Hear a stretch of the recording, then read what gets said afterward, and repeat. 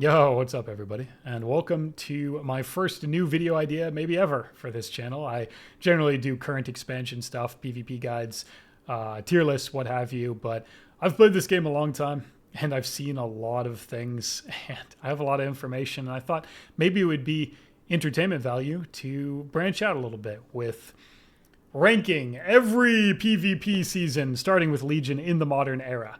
Now, I'll make the seasons before Legion as well if you guys actually enjoy this video, if it resonates with you.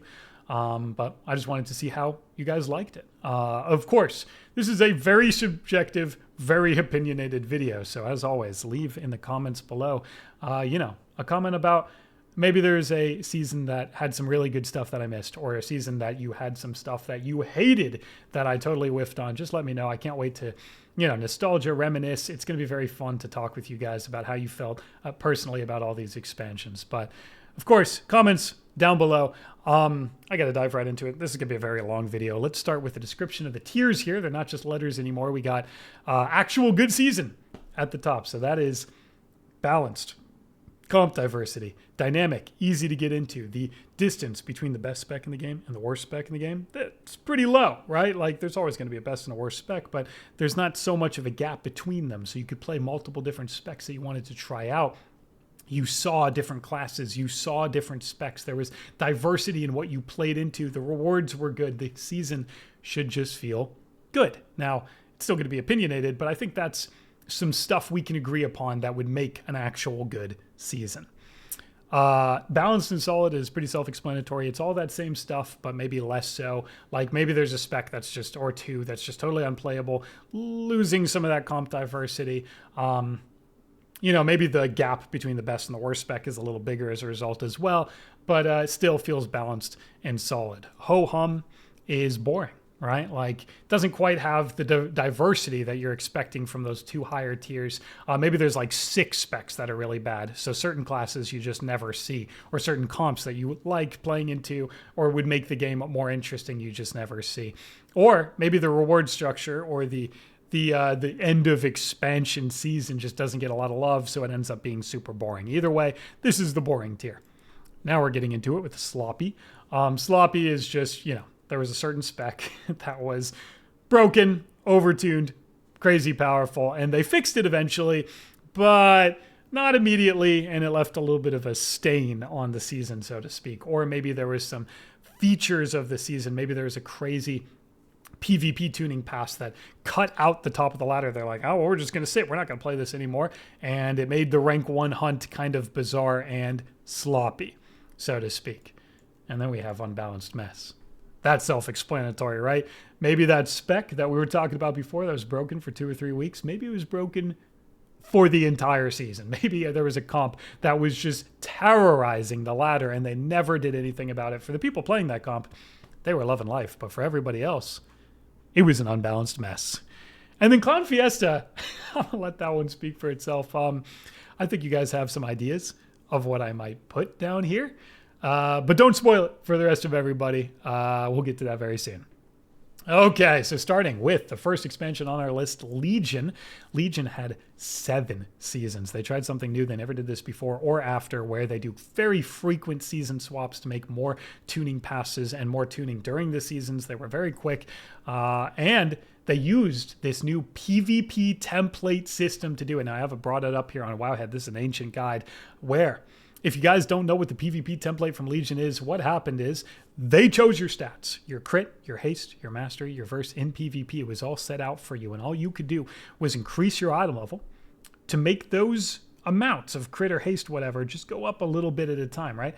Go from 880 item level, that's a blast from the past, to 900 item level, you get about 1% more of those stats that you had laid out for you, but you did not get to choose them. So they were able to tweak the tuning knobs super easy, and specs started getting very balanced by the end of this expansion. But you lost some player agency over customizing your builder and your character. So definitely, a duality of opinions there. And we'll start with Legion Season 1. I'm going to give this a sloppy. So Season 1s of expansions tend to be very sloppy. Like, you got all these new mechanics. You've got artifact weapons or Azerite traits or new talents or abilities or classes or specs, right? There's a lot of new stuff in the game. Balancing all that right off the bat is very, very challenging. So I think sloppy is actually a pretty generous, that's a good place to be for a season 1. But let's talk about why it would be sloppy. Ever heard of Frosty K Windwalker from Legion Season 1? If you played against this, you know exactly where I'm going. There was a period of this season where this comp was so tremendously overpowered. They were both tremendously overpowered in their own right. Windwalker, just because it was amazing. It had Immortal Strike, very, very crazy burst. The template made it burst very hard. It had a ton of mastery. It had great upfront damage. Its artifact ability, so an ability you got from your artifact weapon, I think I have that pulled up here. You get these like artifact abilities from filling out your artifact weapon that everybody could get eventually. Strike of the Windlord for Windwalker, very bursty, impossible to deal with. It didn't require like a setup. It's not like, just line the Strike of the Windlord, right? There's nothing like that. You just pressed it and boom, they lost a huge chunk of their health. All of their damage was on demand, bursty, difficult to deal with. So that was crazy. The Frosty K story is a little different. Frosty K at the beginning of the season was actually absolutely abysmal. It was completely terrible. It was bad in PvE. It was just undertuned. Its template was fine, but it was going to get some buffs soon because it was so bad in PvE. And also, in Legion, everything was disabled. I just talked about how you got your stats from a template. Well, you didn't get them from gear because gear was disabled. You didn't even get enchants on your gear. You didn't get the legendaries that you were eventually... It was all disabled in PvP, which included, let's pull this up, Razor Ice for Frosty K. That's the Runeforge and Fallen Crusader. These are enchants you put on your weapon that only DK can use. And that's a huge chunk of their power, obviously. Well, if you disable enchants and you disable Runeforges, everybody loses that weapon enchant, but only DK loses the Runeforge. So they were absolutely awful. But they buffed it for PvE. Then they buffed it in PvP because it was so bad. And then they fixed that problem. And Razor Ice and Fallen Crusader were able to be used as Frosty K, injecting it with like another 35% damage burst on top of all those buffs that it just got over the last 2 weeks, and all of that compounded together to make it just as comically overtuned as Windwalker. They both just 100 to 0'd you by themselves, right? And DK had grip, so you could pull two people far apart. The Windwalker could go the healer, and you could grip the DPS away. You could 100 to 0 the DPS that's across the map. The healer doesn't have the crazy mobility bloat that's in the game now. He's having to run back to his DPS that's dying, but wait, he's also dying with the Windwalker on him. He can't heal and run at the same time. Poof, they're both dead. It was absurd, right?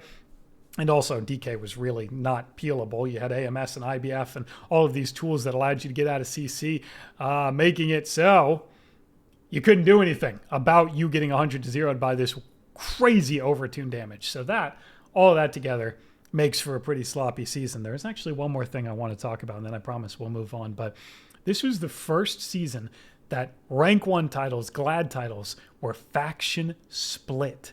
So, Horde got a rank 1. You got a rank 1 title for your percentage on Horde or a rank 1 title for your percentage on Alliance. Well, guess what? On North America, up to this point, every player was Horde. It might have been just following streamers. It might have been the racials that they had, but it didn't matter. They were all over there. So the rank 1 for Horde early season was like 2,700. The rank 1 for Alliance, 2,400. What happened then? A mass exodus of everybody from Horde to Alliance, causing this crazy, now there's no Horde players. Now wait, then we got to swap back. It was this crazy dynamic, a very sloppy dynamic of people faction swapping to get the easier title, right? Was pretty bizarre. But eventually it settled out, giving us Legion Season 2 and Legion Season 3. And I think it really just ascended like this because they kept able to be, tweaking those tuning knobs on the templates. They slowly added catch-up caps. So this artifact weapon, we got to talk about that again. You used artifact power to get all of these talents. It was not instantaneous, right? There was no choices. There was no decisions. You just had to fill out the whole thing to get as powerful as possible. Well, guess what? That took time. As the expansion went on, they added catch-up caps for that sort of thing, allowing you to play ults almost instantaneously, which is amazing. We'll get to those seasons soon, but As the seasons went on in Legion, you got more balance, which means more comp diversity, and you got more ease of access to playing your ults. Things started to crop up, like Jungle and Cupid, and RMP is always good, and the Windwalker DK fell off a cliff in Legion Season 2, but then came back in Legion Season 3, started to becoming much more playable again. You had Shadowplay and the Wizards popping up. You had, Shadow Priest and Warlock. You had... Rogue Mage is always good, but I don't think it was ever tremendously broken in these 2 seasons, so I still would call them. Legion Season 2 was ho-hum, but then it started to get even better as you moved through the seasons and getting those balancing patches, and then you finally have Legion Season 4 and Legion Season 5. I would say these are actual good seasons. Comp diversity was through the roof. You had... Outlaw Ellie. Oh my God, I remember queuing into that, right? You had maybe Thug. Cupid was everywhere. You still had that Windwalker DK. Destro DK started to pop up. You had DH Demo, the new class, and it wasn't even tremendously broken at that point. You had... Warrior might have been a little underplayed at some point. I don't think the Warrior was a big thing now. Maybe if we got Legion Classic, more people would play it. Warrior plus a caster was good, like Warrior Mage or Warrior Lock. I think Aflock was very good in some various rock comps. You had all of these specs. Destro was good. Shadow Priest was good. Mage was always good. You had Arcane Mage Assassa, I saw some people playing. Arcane Mage Assassa, Ardred. The healers were pretty balanced. Ardred, Priest, H-Pal. I saw all of these things, and I played these seasons very extensively to rank 1, and I just got a very good feel for the top of the ladder, and there's just a lot of people playing a lot of different things. So Legion Season 4 and Legion Season 5 to me, and remember, the catch-up cap for your ult, so you could log on a new character and just play it. In PvP, wow, oh my God, it would take you 20 minutes to set up a new character and you were only a tiny bit less powerful than absolutely decked out. Wow. So you could just log on something and play. These were actual good PvP seasons. The one knock that you could probably have is that you didn't have much customization over your character, but you still had PvP talents and PvE talents to set some stuff up. So there's still that. I would give these the nod. But now we're going to take a huge step back. Now, I think this is going to really surprise some people. Legion Season 6 and Legion Season 7 were probably sloppy seasons. Now, they could have easily kept the actual good season or at least balanced and solid nod, but tanks started to appear. Tank templates were generally pretty high for primary stats and whatnot because they didn't do crazy damage, so they never had to get nerfed. Well, there's a problem with that. If they're doing pretty good damage because of their templates, and they also have the utility, survivability, and toolkits of tanks, well, now you have a really, really broken comp that was hard to play around, and it was very safe and easy for the people playing it. So me and JC and JBG, my teammates, we were playing Windwalker DK this season, and I got rank 1 in Legion Season 6, but we also played Prot Warrior Windwalker because... the Prot Warrior brought a good chunk of damage, especially with high uptime. And, you had the Crane Monk, the Fist-Weaving Monk coming in there doing damage too, but also provided absurd utility, Bodyguard, Intervene, a Weakening Shout that reduced the damage of the other team by 20%. It was insanely tanky and survivable, right? And made the comp very easy and forgiving to play because you had the survivability of a tank while also making your teammates more survivable, making their mistakes matter less. So these tanks took over. There was like Arms Warrior, Prot Warrior, Crane Mistweaver taking over. And then you had Frost DK Destro that was just like grip the healer and Coil, AoE Stun Infernal. You had all those pseudo CCs. It was it was kind of going back. People were finally exploiting the template system and creating these things that were very degenerate and difficult to deal with. So sloppy might be a little too low. You could maybe put it in ho-hum because there still was. RMP was still amazing. Outlaw Ellie, Jungle Thug, all of these things were still pretty good. Shadow Priest Rogue was good, right? Shadow Priest Assassination Rogue. So there's still a ton of comp diversity, but any season where tanks start to slowly take over. I've never played Warrior in my life. We got rank 1 with that stuff. It has to be sloppy as a result of that, right? My Warrior has a rank 1 title. It has to be a sloppy expansion end. So the tanks creeping in and abusing the templates, as well as people finding ways of stacking to Frosty K Destro, stun, grip, stun, coil, infernal stun, all these pseudos to just one-shot a healer with not a lot of things you can do because there was just chain CC that people didn't have answers for back in those metas, right? I think those were sloppy seasons. If nothing more, that Prot Warrior was so overwhelmingly good. And there you go. There's Legion. So a good diversity, nothing terrible, but a good diversity of seasons. I hope that some people would agree. Now we have BFA. BFA season 1. It wasn't. I don't think it was sloppy. I mean, as a DK player, it hurts because DK was trash in BFA season 1. But maybe that's some payback for what happened over the course of Legion at various times. BFA Season 1 did not have too much comp diversity. I remember Jungle being disgustingly broken, but it was really good way, not in a whoops, they overtuned an ability to one-shot you, whoops, they accidentally gave something, a mortality for some reason, right? It wasn't that type of broken. It was just, wow, Jungle is such a good comp, but you still had to play it. You still had to play the comp. You still had to do the goes. You had to get the stun trap. They had everything they needed. They had on-demand damage. They had stuns for the kill target. They had CC they could line up on the back, on the healer. It was just difficult to deal with. But, maybe it was sloppy because the comp diversity was so low. But as far as the Season 1 goes, the Azerite traits didn't actually make anything too broken. Oh, wait. You had Inevitable Demise one-shot from Aflock at one point and the Survival Hunter. So Azerite traits, if you guys didn't know, were these effects that you could modify an ability with a passive or a stacking buff or something similar, that could add a lot of power to an ability or generate stats or make you have certain stats proc when you get used a certain ability or a certain cooldown, making that more effective, right? A lot of different augmentations, let's say, for your spec, and you had them on this wheel so you could choose between them. This one was Chaos Bolt, obviously. That one is Demonic Tyrant. They all did different things. Well, there's one called Inevitable Demise for Aflock, which stacked, that is what it was called, right? Oh man, I hope I'm right. It stacked a buff to your drain life, and if you got 3 of these traits, they called it the big suck, where you would use a drain life and it would just be siphoning like a third of their health bar per tick. It would be like boop boop boop and you're dead, right? So some people started playing double Aflock and getting double suck at the same time and just siphoning the life straight out of another player. There was another stacking buff with survival. I think it was like latent poison. You got a bunch of poison on somebody and then you spent it all at once and you just 50 to 0 to somebody. So, all right, because it's a Season 1, because some of the Azerite traits were broken at some point, and because there wasn't quite as much comp diversity because certain specs were much more powerful and certain specs were way worse, I think that fits in the sloppy tier. BFA Season 2 is definitely ho-hum.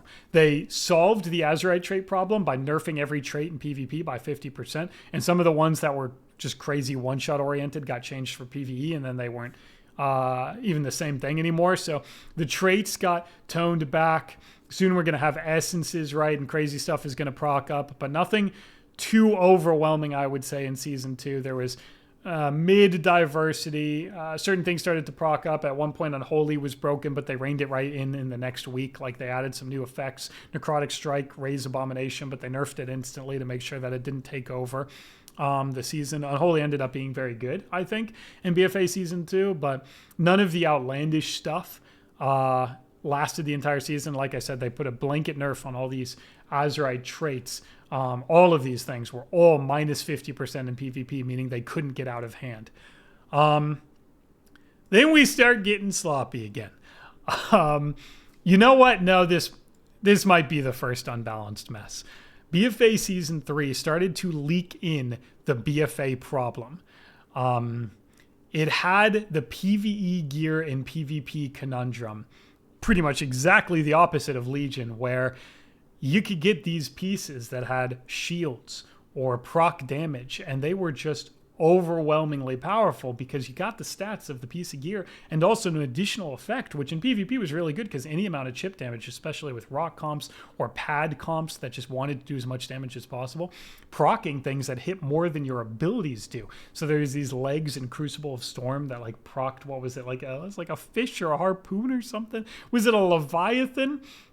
Crucible of Storms was a raid in BFA where you got these abilities. I'm sure we could find it. I have some of them popped up for the next season, spoilers, but You got this piece of gear that procced damage. You had trinkets that would, tank trinkets that absorbed a ton of damage. So you made your comp a tank comp just by putting on those survivability trinkets. I know DHDK did that to make them as powerful as possible so they could just grind you out of mana by being near immortal and having constant damage from their actual toolkit. So you had tank trinkets, you had Crucible of Storm damage procs. You had the trinkets from them that did extra damage. You had all of these PvE things, and the Crucible of Storm raid was notoriously difficult. So getting mythic versions of this gear that you wanted cost you like millions of gold, or you just had to be a mythic raider in one of the most difficult tiers that I remember. I was never a big PvE guy, but people told me that raid was a nightmare. And the final boss of that raid, where most of the good stuff dropped, it was very, very difficult. So you had the PvE gear and PvP problem, and then you had things like Mana Rift. So DH would your healer while wearing a tank trinket to be as tanky as possible. Oh my goodness, yeah, so I have to throw it down an Unbalanced Mess. PvE gear and survivability options from tank trinkets and all of this stuff. And Malediction, I think, was introduced in this season, where you had a PvP-specific trinket that you put it on somebody, it did a huge chunk of damage and put a healing absorption, like Necrotic Strike, if you know what that means. So I could bring up Necrotic Strike right now. Oop, did not spell that right at all. So it absorbs the next blank healing on the target, which ignores all damage reduction and versatility and any damage reduction defensives you might have. Just puts that healing absorption on them, which you have to eventually heal through. Well, you could dispel it. But if all three of the players were running it, you dispelled one of the maledictions, and then they put two more on you, and you were actually just dead to people just putting a trinket on. You couldn't heal it anymore. They were doing damage, and you had to heal through the healing absorption.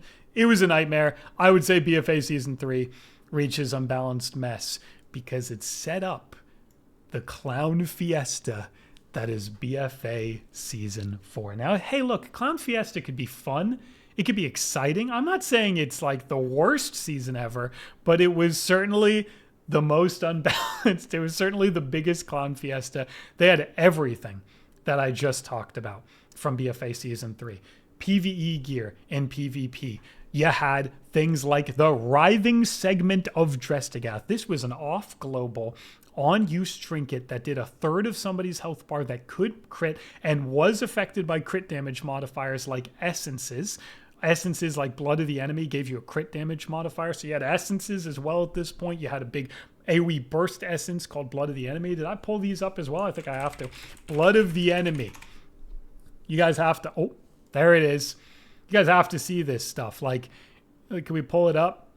Ooh, there it is. You gain critical strike chance and increases your critical hit damage by 25% AoE for 5 seconds. You could pair this with big burst abilities or big burst trinkets, and you could just have two people press this at the same time and kill somebody from 100% health to 0 with an item that they got from a mythic raid, right? This was off global because it was the item. You could throw it in at the same time you were using the Azerite Essence. You had Reaping Flames was another Azerite Essence, right? That had a bunch of single target damage. You could kill a pet with it and it would like juice it up, and then you would get to one-shot somebody with that essence. You had... the Harley Davidson trinket was this motorcycle bike wheel that would fling down somebody and blow up on them and almost one-shot them that way. So you had PvE gear and PvP. You had more of that with the Gatiku's Cut of Death. I want to pull that up too. It was a sword that procced damage on people that was more output than any other weapon you could get. You had the Slappers that had a similar proc damage, but that leads us into Corruption. So we had a Corruption mechanic from this legendary cloak, gave you Corruption resistance that you upgraded every single week or every other week. And that corruption resistance allowed you to put on more corruptions without having a negative effect. And those corruptions could be anything. They could be more stats. They could be stat procs. They could be a crazy source of damage from Twilight Devastation and Twilight Stars, which, by the way, 100 to 0'd somebody if it procced one time. Yes, I'm saying that accurately. There's Twilight. Let's pull that up. Twilight Devastation Corruption. Let's type that in. We gotta. This Twilight Devastation, your attacks have a chance to trigger a beam of Twilight Devastation, dealing damage equal to 6% of your health. This was way, way higher than this. and you could get a ton of health stamina buffs, and you could have multiple of them at a time, and it was affected by other damage mods you have, like versatility, and it could crit. So you could just have this proc and kill somebody. It would just kill them. Like, it's not like a channel or a cast bar. It was just, it procced, and a Twilight Star came down, and he died 100 to 0, right? When it was in its original form, on his unnerfed form. You had corruptions that, like I said with the DH weapons, that were called slappers. We made jokes for all these things because they were so crazy. They would just ooze damage. You had gushing wounds. Speaking of oozing damage, that just procced. It was like 30% of your damage over the course of a game. You had things that gave you your cooldowns back up faster, which was called Ineffable Truth.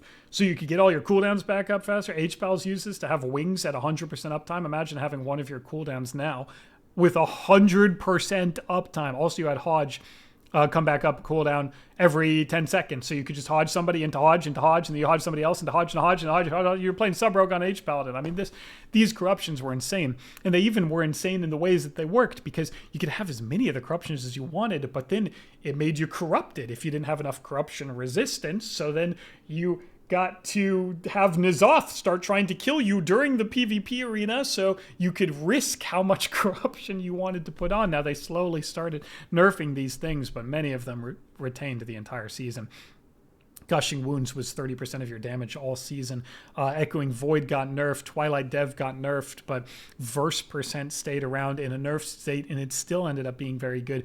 What Verse percent means is you could have a corruption that increased how much of a stat that you got from your gear or your traits or your essences or all these other things that gave you stats.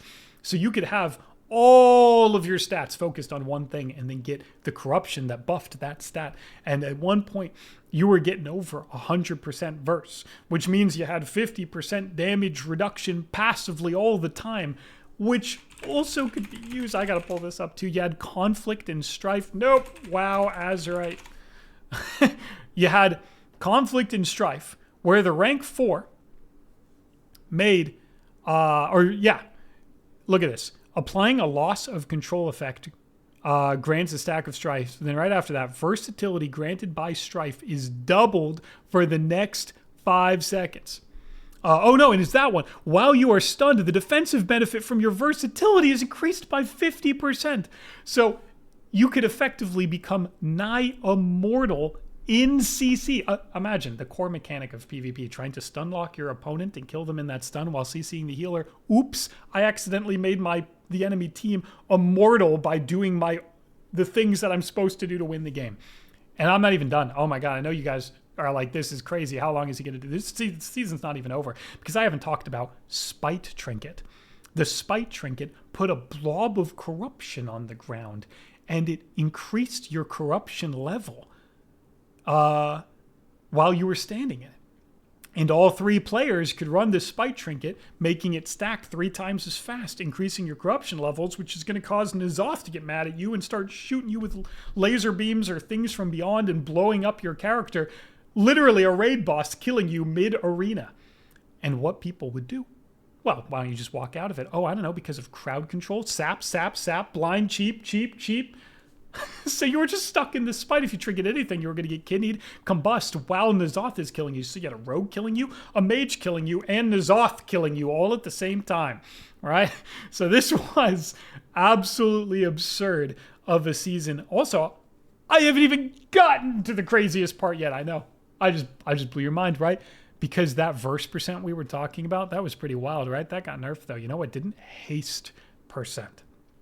You do the exact same thing you did with first. Get as much haste as you can from essences or traits or gear or secondary stats on your gear, right? You get as much haste as you can. Put all the haste percent on all your corruption, and now all of a sudden casters are casting spells that would generally take a long time to cast instantly. Instantaneously. Chaos Bolt? Nope. I just casted 5 of them in 2 seconds. Greater Pyroblast, an ability that does 33% of your health baseline, but has a long cast time to deal with that, because then you'd only need 3 to win the game. Well, now that goes from 3 seconds to 0.5 seconds, and there's just fireballs coming at you 6 at a time that are going to hit you for 33% of your health no matter what, and there's nothing you can do. They are just sitting there in the back turreting actual bombs of destruction. so fast they were almost unkickable, right? Then you had Void Ritual Corruption, which increased all your secondary stats, and Chaos Bolt loved Crit, Verse, and Mastery because all three of those things increase Chaos Bolt's damage, so you could have multiple Void Rituals on your gear and then wait for it to proc and stack up to 20, and then you could use a Chaos Bolt that hits for 3 times somebody's health bar.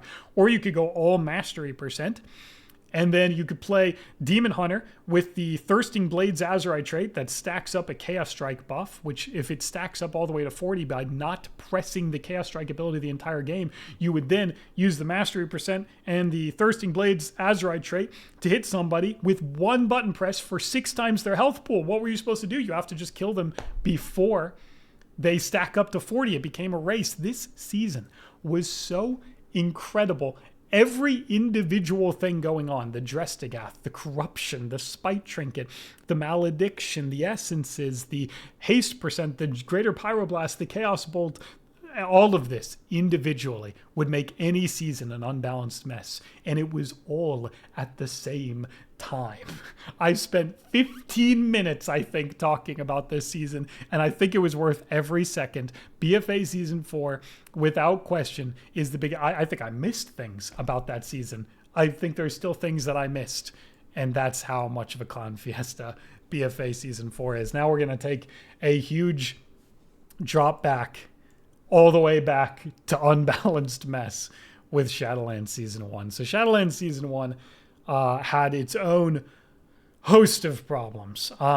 There was a new feature called Covenants. So I'll bring that up for a second just so it gives you a Covenant ability. And these own, they were called conduits that gave you kind of like a talent line like the weapons, the artifact weapons did. So it's kind of more borrowed power system like, well, it is. It's more borrowed power systems like that. You get a new ability and a new talent line based on the theme of the expansion, which in Shadowlands was Covenants. That added 4 Covenants to every spec in the game, every class in the game, which made balancing, as you can expect, a complete nightmare. You've got all the conduits, the soul binds, and the covenants, and all of this stuff had to be balanced, as well as all the, the specs and the talents and all of that they already had. So Shadowlands had some balancing problems right there, but then it has another feature, a expansion feature gone awry. The covenants could not be swapped easily. You had to do an entire campaign with that covenant, whether it's Night Fae or the Necrolord that I just brought up. You had to do this entire quest line. That's what the campaign was. Think of it as a quest line for every single one of these covenants that you wanted to unlock on any character. So right off the bat, you had to level from 70 to 80, do the entire campaign, unlock the soul binds, get all the conduits, put all that talent stuff in, and get your covenant and maybe even a legendary here or there, right? You've got to get all this stuff to be valuable in PvP. If you ever said, oops, I did the wrong covenant, or, oh, I wanted to try something else, they punished you with a 2-week downtime in between switching your covenants around or switching back. They punished you. You not only had to do the entire new campaign, but if you were like, oh, wait, this is probably not the one I should be running. I wanted to try it, but it's not that great. You had to wait 2 weeks of real human being life, right? Before you could even go back to the original one. And that's just on one character. God forbid you wanted to play different covenants on an alt. You had a full-time job based on any character you wanted to play. I don't know how you'd have to, you'd have 2 full-time jobs if you wanted to play Warrior and DK, or Mage and Rogue, or Lock and Priest. You were stacking full-time jobs upon full-time jobs. It was nearly impossible. Having 10 characters all ready for PvP would be completely nightmarish. Now, maybe 10 characters seems crazy. Having 2 characters completely geared for PvP would be completely nightmarish. And again, some of it was just time gated. So even if you had all the time in the world, if you switched from Necrolord to Night Fae, and then back from Night Fae to Necrolord, that wouldn't happen. You would be stuck on that time gate, and you could not get back to the covenant that was clearly better if you did not like the one you chose. So this was an unbalanced mess because of all of the builds that they had to balance based on all the covenants that and the combinations that people could be playing, and also because the dynamics of the season were ridiculous. You couldn't swap things. You were time gated. You had hours upon hours upon hours upon hours of your life trying to get anything done. Getting PvP gear cost tens of thousands of honor, and you had to upgrade every single piece of PvP gear. It was a great season for streamers because PvEers actually had to come over and get a trinket from us in PvP because it was really good for PvE for some reason. And you had to upgrade it in RBGs. So the season was insanely popular and an unbalanced mess. Okay. Now we have season 2 of Shadowlands. This is the sloppy season. Actually, it's not. It's an unbalanced mess. Yeah, no, it just is. It is just an unbalanced mess. Shadowlands season 2 has its own host of problems. They started to finally get rid of the time gating of the covenants, but they buffed some covenants because they were underplayed, including the Necrolord covenants that not a lot of people were using in PvE, but they did have merit in PvP, like Conqueror's Banner gave you a ton of extra burst damage. It just gave you and your team a bunch of mastery. Well, that's good in PvP. You want burst damage. You want on-demand damage for your whole team. That can make some crazy stuff happen. So when they fixed, certain ones got buffed and then certain ones got added. Like I think the Conqueror's Banner just got added overall and then tuned appropriately for PvE. But in PvP, that made them completely over the top broken to the point where the best comp in Shadowlands Season 2 was Necrolord Ret, Necrolord Warrior, Kyrian Ardred. Now that's just a bunch of words. Let me try and explain what each of these specs did in Arena. Necrolord Warrior, I just showed you. It gives you a banner that increases everybody's burst damage. Necrolord Ret front-loaded extra abilities into the abilities you were pressing. So you threw this Vanquisher's Hammer at the enemy, which did a nice chunk of damage. And then your next 2 Templars you're going to press also come with the Divine Storm. And then they can also proc another Templars and proc another damaging abilities from your conduits. So Necrolord Ret front-loaded all of it. It was like you guys remember Wind Fury Enhancement Shaman, right? 2-handed Wind Fury, where it's like pop, pop, pop. Oh, everything procced at the same time, you're dead. It was like that, but in the modern era. Then you were getting buffed by your warrior so all of those abilities were now hitting harder that were all shoved into one global. And then you had a Kyrian Ardred. Kyrian Ardred buffed its team as well. They had an ability that like linked them up with a little beam of blue energy and buffed you.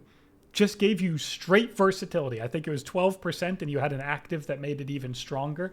So you had a Ret Paladin front loading all of its damage into one button press. So you couldn't line it, you couldn't avoid it. It wasn't like a sequence of damage that was going to ramp up. It was all into one button press, buffed by the warrior, buffed by wings, buffed by the Kyrian Ardred. The Kyrian Ardred would select the Ret warrior.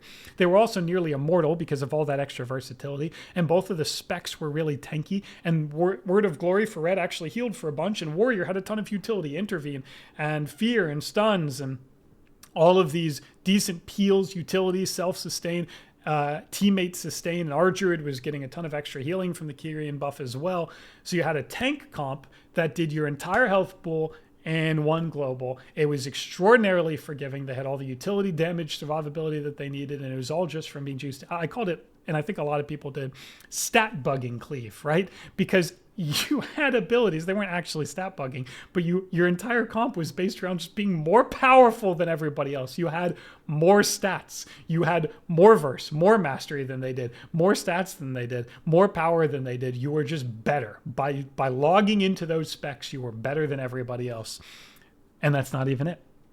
For some reason, as a result of the crazy PvEers hopping over to PvP in Season 1, there was like unchecked MMR still all around every bracket. Like there's just like a lot of brackets that had this huge surgence of the lowest MMR being brought up because of so many new, less experienced players coming over from PvE and building that floor to be very high. Well, in Season 2, they didn't do an MMR reset, and the season was pretty long. So right off the bat, you had people starting 19, 2K, it started inflating so much. By the end of this season, there were people 3,700. Rank 1 was like the highest. It was the highest it was ever been. Not like the highest. It was the highest it's ever been. And Gladiator, which was 50 wins at 2,400 at this point, was gotten by pre-made groups like just trying to cap. Like all of a sudden, you could have a team playing a very good comp just naturally just gravitate up to 2,400 because of how high that MMR floor was, which unfortunately set the stage for some massive PvP participation drop-off. Because imagine you're going from a season, Shadowlands Season 2, where you're like, wow, I'm 2,500, I'm owning it, I'm pushing for Glad, I'm getting wins, I'm getting a ton of rating, this is so fun. And then them saying, oops, we messed up, let's make sure we reset the MMR again at the end of each season. And then you have to go the next couple seasons and being like, I'm 1,900 now. Do you have any idea how disappointing, how demoralizing that would be? You didn't get worse. Don't worry. You're not 700 rating worse now, but MMR is. So you just feel bad. People started to lose the motivation to actually play the game. And Shadowlands Season 3 and Season 4, I mean, they were the most ho-hum. You know what? They're not even good enough to be ho-hum. It's such a shame because they were insanely boring, which means they fit in the ho-hum tier. But oh my goodness.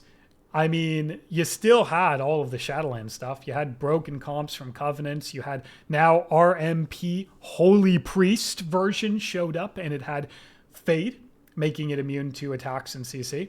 It had Holy Ward on a short cooldown, making it immune to a CC. It had Form, allowing it to go into a form when it died and come back to life. I think it was like Form Legendary, so you could kill them and they would just come back to life and it didn't matter. I think they had Fly.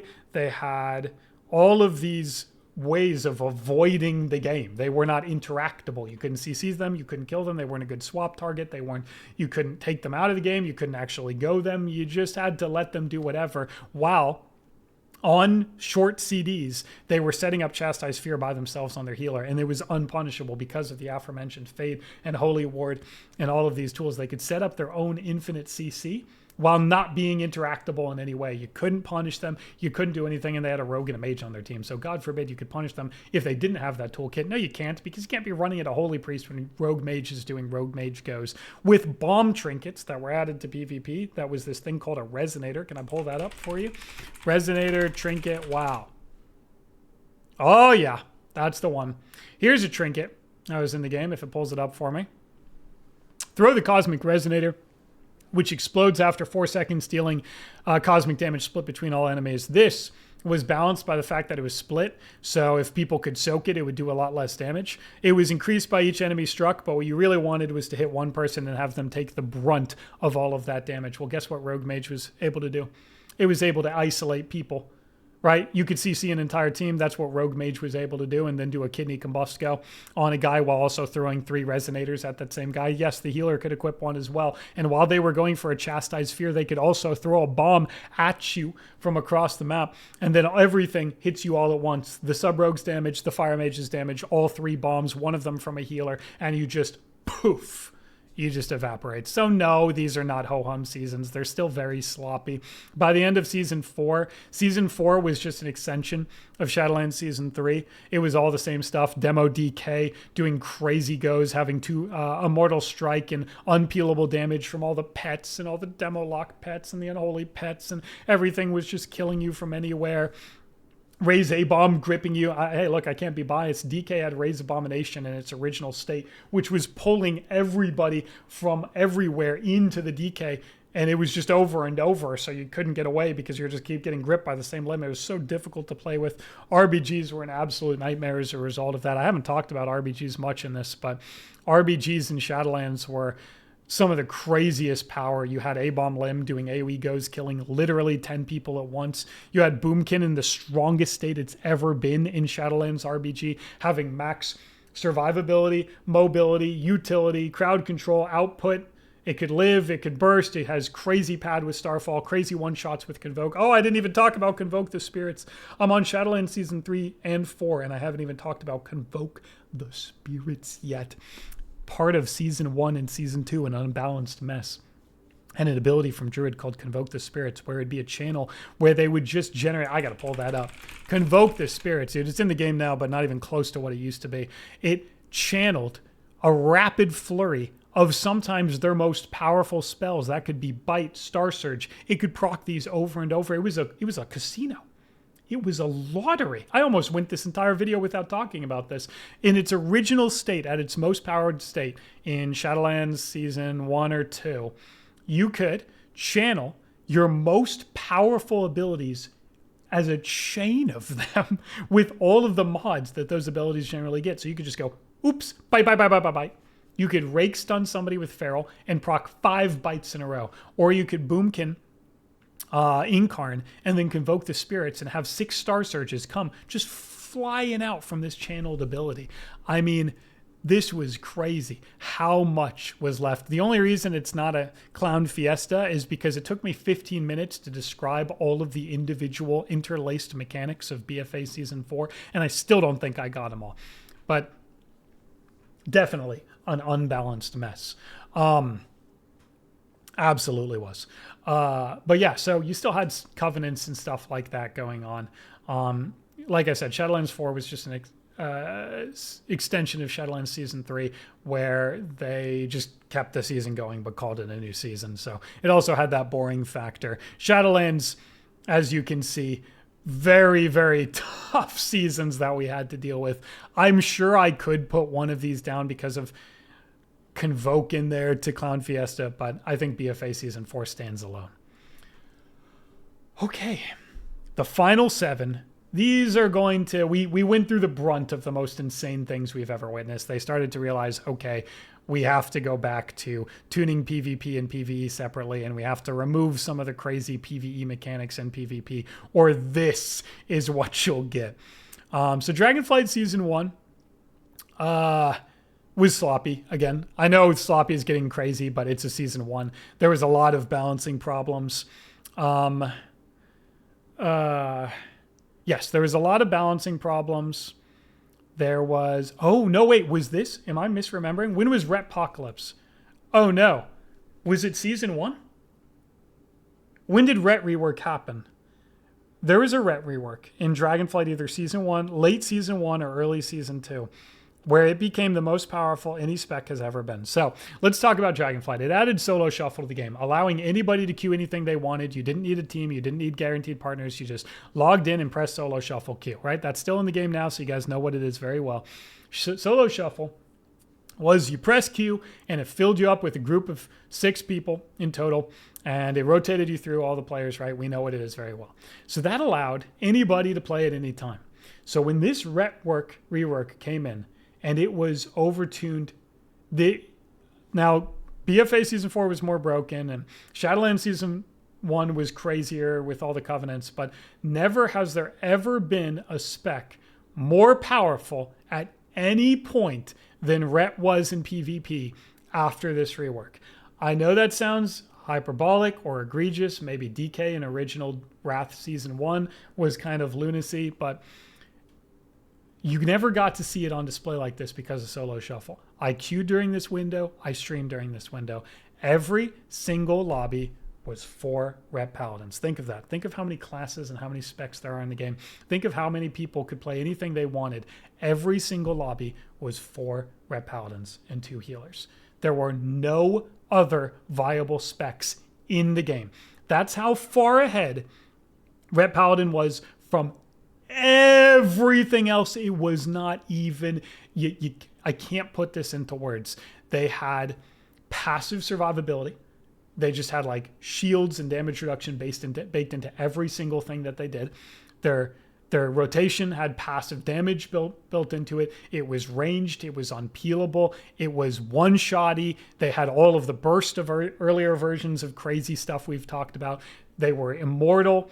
They had immunities, so even like they could just kill you in bubble. They were immune to all damage and all CC, and damage was not reduced in bubble at this point in the game. That was a long time ago. So they could kill you while being immune to everything. Their burst was so high, their sustain was so high, the damage never went away. Their wings lasted forever. It was a short cooldown. You could never get away from it. It was range damage. They had mobility, they had survivability, they had utility, they had absolutely everything. It didn't even matter all that other stuff because the damage output was so high and they were so tanky, you could not do anything to them. This was... In 3s, the best comp was double Ret X and maybe sometimes triple Ret. In solo shuffle, every single thing was a Ret. In 2s, the best comp was double Ret or Ret healer. There was nothing. The RBGs, I don't think anybody played them, but it would be 7 Rets and maybe a rogue for base sitting, right? You could probably do 10 Rets if you wanted to. There was nothing ever to the point where I could bring up the patch notes, but we're already getting late into this video. Ret was nerfed, I think, 6 or 7 straight times during this period over a course of 1 week, 2 week, 3 weeks, a month. And it ended as an S tier spec. It was nerfed over and over and over and over and over again. And it ended as one of the best specs in the entire game. That is how ridiculous this was. Now, when did this happen? Retpocalypse Dragonflight. Does anybody else call it that? Please. Retpocalypse. Oh. We had Retpocalypse that killed the ladder, boys. We got to see this up. Season 1? Retpocalypse. Oh, no. Somebody was talking about it. It's got to be here. It's either season 1 or season 2. September. Oh, no, that's a different one. Red is absurdly broken and fun. Yeah, I bet, dude. I bet it was. There we go. Season 1. Oh, my God. Thank you, AI. Wow, what a shocker. Season 1. Okay. So it had all the problems of a standard season 1, and Retpocalypse happened. Therefore, it is an unbalanced mess. They eventually reined it in, but it does not matter when you have a season with the most powerful. I love that. AI actually confirmed Retpocalypse actually happened in that way. It was called Retpocalypse. Okay. So yeah, it can't get any worse than that. Finally, we're back up to the green. I know this is a very cynical list, but I think there's going to be a lot of people that agree with me. I actually think Dragonflight Season 2 was fairly balanced. Comp diversity was high. They fixed everything. That was still pretty freaking powerful. Frosty K, a lot of things had good comps, even if they weren't designed super well. Like Frosty K was very boring to play, but had Frosty K dev. Unholy had its moments. Arms Warrior, RMP was fine. Getting into the game was very easy because there was no crazy borrowed power to gear. You just had to get conquest. There was plenty of conquest caps added in eventually. It was balanced and solid, right? I mean, that's how you would describe it. There's a lot of comp diversity. You could play wizard cleaves. You could play melee caster hybrids. If there was a ton of participation, you would have seen a lot more comps crop up. RMP is always good, so there's another comp for the diversity angle.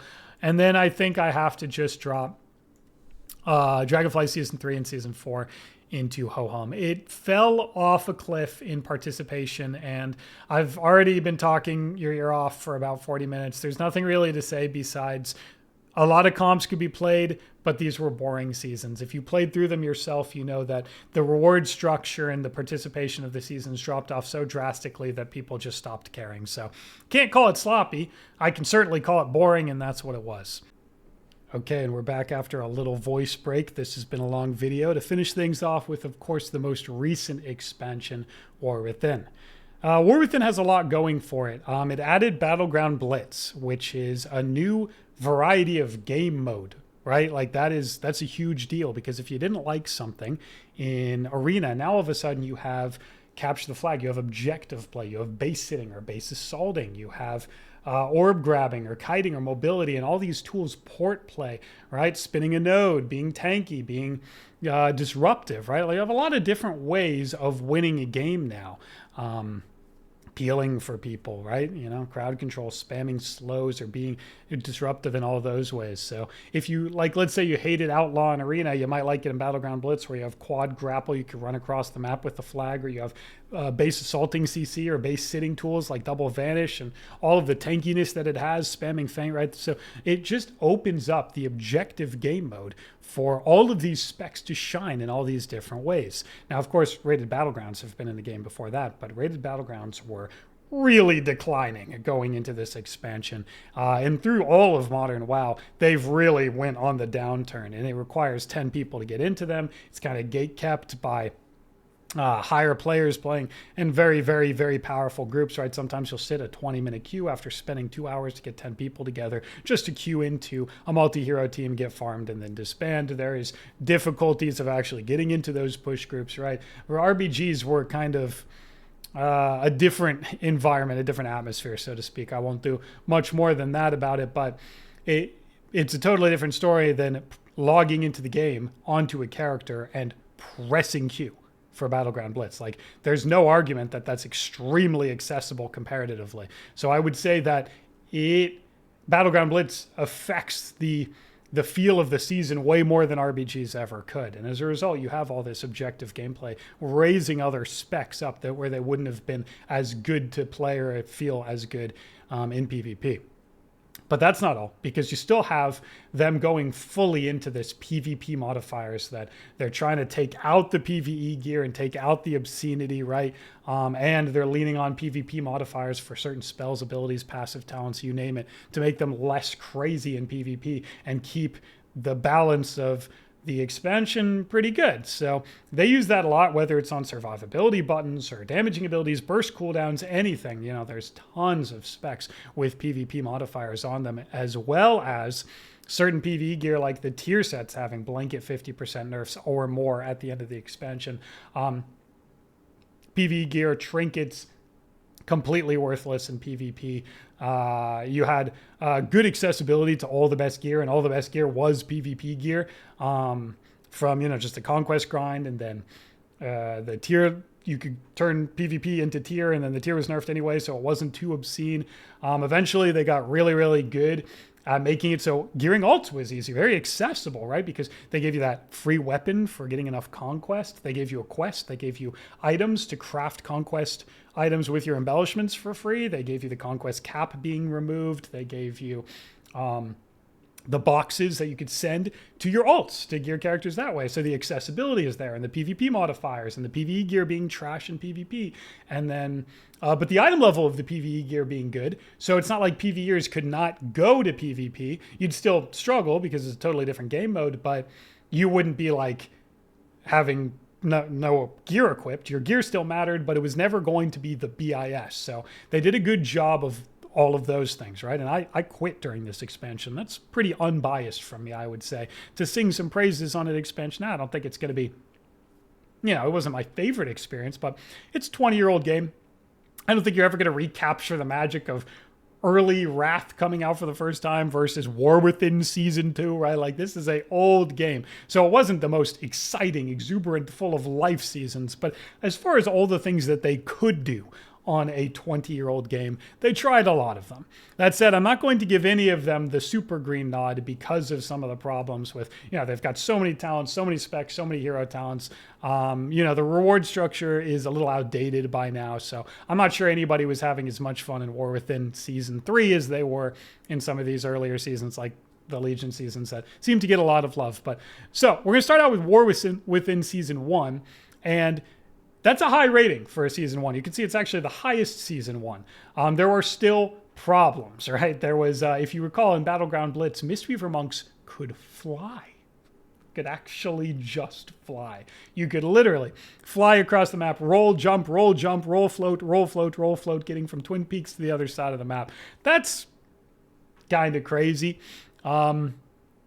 And, you know, Prez was always extraordinarily broken, and Sub-Rogue was really good in Battleground Blitz. But they did use these PvP modifiers. I remember DK got a lot of survivability PvP mods on them, nerfs, that kept him in check during Dragonflight. They also unnerfed some things here and there, so they didn't keep everything down in the gutters for too long. I don't recall anything being tremendously broken in War Within Season 1 solo shuffle.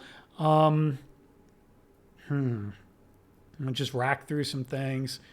Ellie was not too crazy, no. Devastation, Locks specs, Mage specs.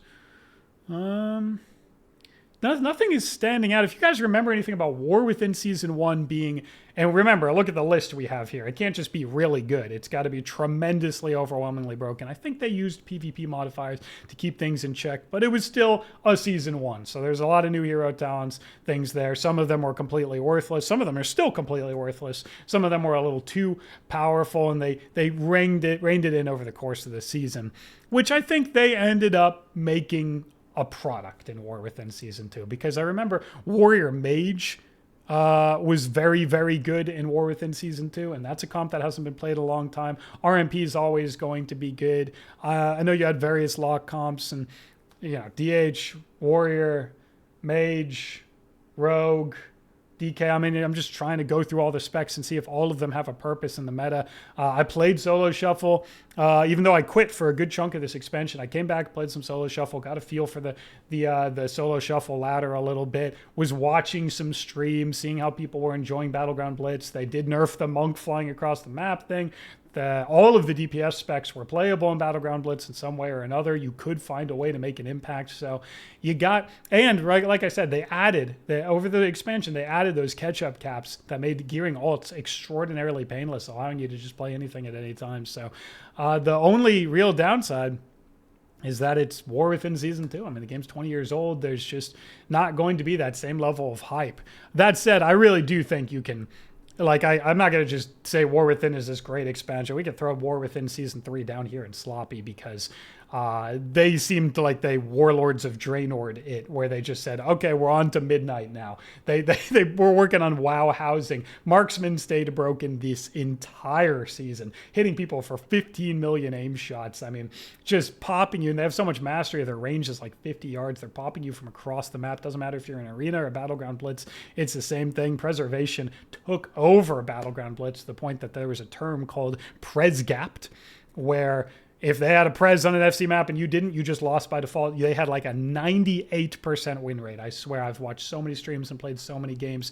The fact that you can just be coin flipping an already coin flip bracket every time you get an FC map, you're like, wow, I hope the Prez is on my team. Oh, he is? We win. Great. Or the Outlaw, right? There's just some things that stayed comical the entire season because I just don't think they cared anymore. I think it was on to midnight. I think they were bringing out WoW housing, which is a really crazy update with a ton of stuff going on. It just didn't help the War Within Season 3 balance at all. So definitely that is a sloppy expansion. Here's another thing that was sloppy. How about this?